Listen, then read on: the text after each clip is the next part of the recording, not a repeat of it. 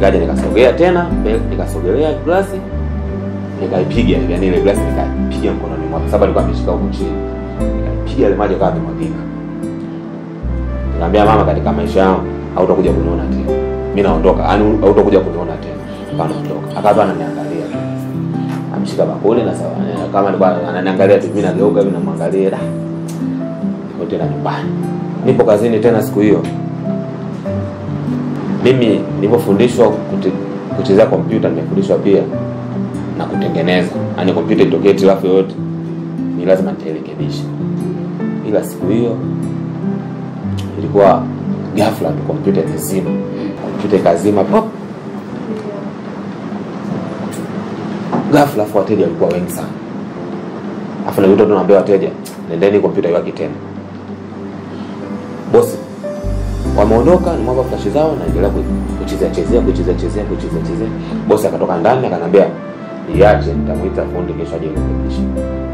Muda huo nimebaki kama siku 2 mbele, nipe pesa yangu. Nikamwambia bosi, katika pesa hiyo nigee 40. Kesho nataka naenda kwa baba. Ndio naongea hivi, kuna mjomba wangu alikuwa ametoka kule mtaani kwangu. Amekuja ila amejificha kwa nyuma. Anasikia ile maneno ninapomwomba pesa ile 40 boss, nataka naenda kwa baba. Muda naingiza vitu ndani, yeye tayari kama ametoka na bosi wangu ameenda kukaa barazani. Sehemu fulani wanaongea. Mimi natokea hivi namuona mjomba wangu. Kwa hiyo mimi bila shida nikasogea mpaka pale. Ile siku ilikuwa siku ambayo kwangu nilijua kuna kitu kinaendelea. Yaani Mungu tu alinijulisha. Nikaja akanigia pesa pale 40. Nikamwambia, "Vipi mjomba? Fresh. Vipi mbona hapa? Nimekuja kupiga story na baba mkubwa hapa. Vipi mkuja kunyoa? Maana bosi wangu ni fundi kinyozi.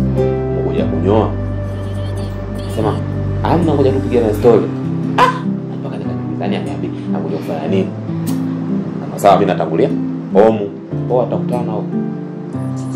Nilirudi nyumbani katika 40, mvua mwenyewe pia kama na 4,000 hivi. Samani. Hapo mjomba wako anapiga story na bosi wako. Walikuwa na mazoea? Hawana mazoea yoyote. Kwa kweli ni jambo la kushangaza. Ni mjomba akapiga story na bosi wako afu hawana hata mazoea. Hawana mazoea yoyote. Ila kuna vitu nilikuwa tayari nishaanza kuviona kama yale maji ambayo alinipa mama. Ile bangi ambayo alininunulia mama. Kuna vitu nilikuwa naviona hapa, kuna kitu kinaendelea. Yaani Mungu alinijulisha tu kwamba wewe usipoka kwenye mstari unapotea. Yaani usipokuwa kwenye mstari wangu unapotea. Kweli mwenyewe nikaanza kujirudi, na vitu nilikuwa napunguza kama bangi, nilikuwa napunguza sababu huwezi kuacha kwa haraka tu. Napunguza, nikaacha sigara, nikaacha kabisa. Baki tu bangi. Ila bangi pia nakuta ile sifuti kama nakuta zamani, nakuta bangi kwa nakuta bangi 3 kama hivyo. Ndio nakuta tu moja. Basi. Nikani modi mtaani nimechukua 20,000 nimeweka chini ya kitanda. Nimechukua 10,000 nyingine nimeweka juu ya meza. Tena ilikuwa 5,200 na 10,000 nimeweka juu ya meza. Nikaa naondoka sasa. Sikuwa ni 4,000. Nenda maskani. Maskani ndio hapo nyumbani sasa. Mimi napita nyumbani nenda maskani. Na muone yule mjomba ambaye nimemwacha kule kazini ashafika nyumbani. Tena pale kwa mama pale. Hapa nikiangalia pana watu kama 7-8. Napita na wanaongelea, wananitaja jina langu. Nimefika pale Sufu ndo anachukua tu 40 kwa bosi wake, amwambia nige 40, kesho anaenda kwa baba yake. Hivi kesho anaenda kwa baba yake. Mimi nikaa nimesimama. Hiyo sasa ndo mida kama saa 2. Mimi nikasogea mpaka pale. Sogea pale. Nikawasalimia wote. Yule mjomba wangu ananiambia, "Kaa." Nikamwambia, "Mimi niko kutoka huko, nimekaa sana." Kwa hiyo kusimama ni jambo la kawaida. Anaambia, "Wewe mbona mbishi sana?" Nikamwambia, "Ubishi wangu nini? Wewe mbishi tu, mamako anakuambia unyoe nywele mbishi." Nikamwambia, "Shida kunyoa nywele ndio kikao mlichokaa hapa. Basi mimi naenda kunyoa sababu nikishajua hapa kuna kitu anakitafuta." Akaja akanikia muda huo. Kanishika hapa shati na ile cheni ambayo nilikuwa nimeivaa kwa nikamata kwa pamoja kwa ile cheni kana nikandamiza shingo yote na nika alama ya damu kabisa. Afu sasa kama pumzi na ikosa. Kwa hapa nikiachia itakuwa shida kwa sababu alivyo nikamata nilikuwa nimemwacha tu. Nikamwambia ananipokea mbona sielewi. Labda anataka nipige kwa mara moja ni ila kanikamata dakika zote. Nikaja nikachukua vidole nikapitisha kwenye chini. Nikaa nimemzuia kidogo. Nikamwambia mjomba nini? Nikaa namwangalia sasa usoni, kama hata siamini kama ni mjomba wangu. Namwangalia usoni nimemkazia macho, nikamwambia mjomba nini shida? Sasa nikimwangalia usoni yani uso wake ni simple sana. Yaani kitu ambacho anachokifanya hakipendi. Unajua hakipendi. Na unajua kabisa huyu mtu kitu anachokifanya kwa sababu sijawahi kumkosea. Hicho kipindi pia navuta bangi. Naishi naye kwa heshima. Maana unajua ile yani sijawahi kukosea kitu chochote. Yaani unajua kabisa hapa navuta bangi isije nikakosea. Kweli akija anakuta mimi nafanya kazi namrushia vitu anaondoka. Kwa hiyo ilikuwa sio kitu ambacho nimekitegemea. Nikamwambia mjomba, unachokifanya sio kitu kizuri na kitakugharimu. Naambia hivyo kitakugharimu. Twende ukanyoe, anaongea. Twende ukanyoe. Yaani uko umesuka bwana nimeka yaani ready. Nikamwambia poa, mimi pesa ninayo, twende ukanyoe pale saloni. Twende saloni ile, nikamwambia sitaki saloni ile. Twende saloni ile, wanaposa saloni ya kwao.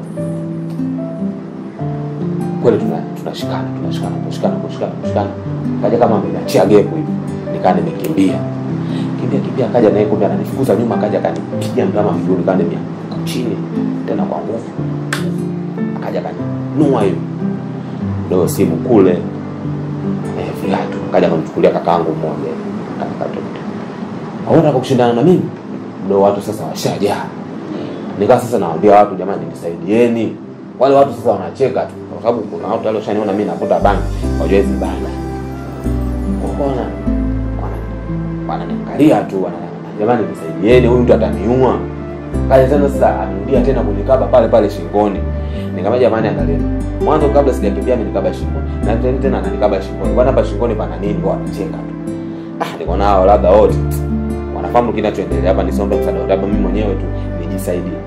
Bole ndio sasa nikawa nimetulia kimya. Sasa ndo kana nivuta tu yeye ananivuta huko. Wanaongea sasa na wao nawasikiliza. Wanasema mpelekeni hivyo. Sijui wapi wanipeleke. Ila ndio akili yangu inasema labda wanipeleke saloni. Sasa kwa tunakutana tunaenda saloni. Kufika saloni pale. Nikinyoa nimekuta ananyoa mtu. Nikamwambia basi nishafika palikuwa na kochi kama hivi. Nishafika basi. Ngoja. Niache nikae. Ukaba alikuwa nikaba kule mpaka hapo tunafika nikabeba. Mjomba utaniua nini mbona shingoni hapa. Ila kwa lengo ambalo nataka kulifanya uweze kufanikiwa. Nikamuongelea tu ujasiri uweze kufanikiwa. Akaja mjomba wangu mwingine. Huyo mjomba wangu mwingine kidogo ashaibu nisaidia kazi. Lakini kuna kipindi nakumbuka alikuwa anauma pale nyumbani. Kipindi nikavuta bangi niko nyumbani. Kalipanda malaria. Nikaa nimelala tu ukumbini. Mama kana niruka tu hapo ukumbini. Yaani ananiona naumu ila ananiruka tu. Anasema bangi tu watu wakija mwanao anaumwa ndani bangi hizo mwacheni. Bangi hizo. Mjomba wangu ndo akaja ameambiwa na shangazi kwamba mjomba wako kule anaumwa afu mamako anamwacha alafu muda kule akaja kunikuta nisharejea. Akaja kanibeba duka la madawa pale. Sema na malaria makali sana. Yaani nimeondoka nje tu nikuja nimeanguka pale dispensary pale duka la madawa. Akaja boda ndio anaumwa. Akaja kunibeba kanipeleka hospitali. Siku hiyo mjomba wangu ni kipindi ambacho nifanya labda nimwamini pale ndo kafika pale. Kwani kuna nini hapa? Anifanya ajue. Kuna nini hapa? Au niache mimi mwenyewe. Kama umemkaba hivyo, ngoja nikachukua upanga. Wewe kauchukue tu. Yaani kama anaongea kitu kama labda anataka kunisaidia. Kumbe analota leo wewe